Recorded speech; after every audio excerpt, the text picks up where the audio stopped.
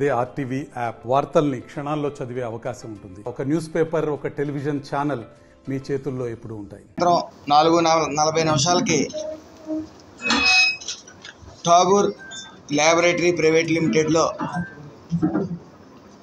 Reactor GLR 325 యొక్క బెలం ద్వారా HCl అనే ద్రవం మరియు ఈ క్లోరోఫామ్ కలిసి అది లీక్ అవటం, నేలపై పడటం, వెంటనే అది శుభ్రపరిచే ప్రక్రియలో కొంతమంది కార్మికులు శ్వాసకోశ పీపీఈ ధరించకుండా సోడా వాష్తో క్లీన్ చేయటం వల్ల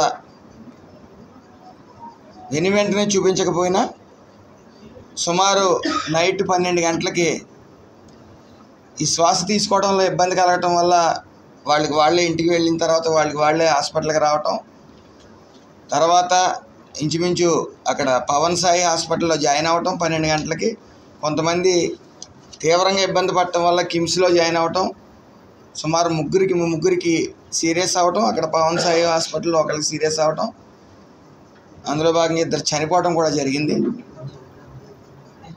వాళ్ళిద్దరికీ ఎక్స్గ్రేషియా 40 లక్షల రూపాయలు సదరు యాజమాన్యం ఈ కలెక్టర్ గారి చొరవతో, అలాగే స్థానిక ఎమ్మెల్యే గారి చొరవతో 40 లక్షలు ఎక్స్గ్రేషియా అనేది ఇవ్వడం జరిగింది. మిగతా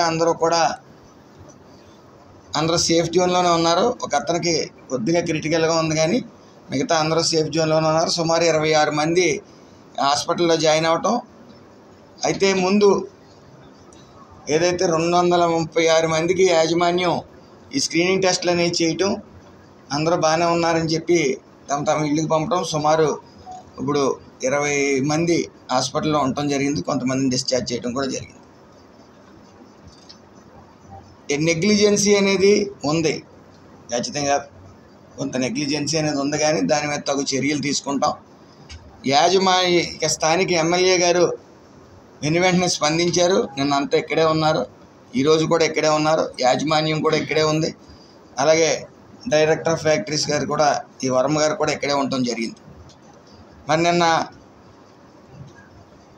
ప్రతిపక్షం లేని ప్రతిపక్ష పార్టీ ఏవో మాట్లాడుతూ వచ్చారు. వాళ్ళకి అసలు ఈ యొక్క కార్మిక శాఖ గురించి మాట్లాడే అర్హత అసలు లేనే లేదు. ఎందుకంటే గత 5 సంవత్సరాలు కార్మిక శాఖను గాలిలో వదిలేశారు. సుమారు 256 హై రిస్క్ ఫ్యాక్టరీలు ఉండగా 70 మంది సేఫ్టీ ఆడిటింగ్ గ్రూప్స్ ఉండగా ఒక 3 4 వాళ్ళకి కావాల్సిన వాటికి ఈ థర్డ్ పార్టీ సేఫ్టీ ఆడిటింగ్ వాళ్ళకి ఇవ్వటం, వాళ్ళు తూతూ మంత్రంగా ఈ యొక్క పర్యవేక్షణ చేయడం ఇప్పుడు వరకు కూడా. మరిన్ని వీడియోస్ కోసం ఛానల్ ని సబ్స్క్రైబ్ చేయండి, లేటెస్ట్ అప్డేట్స్ కోసం వాట్సాప్ ఛానల్ ని ఫాలో చేయండి, అండ్ లింక్ డిస్క్రిప్షన్ లో ఉంది.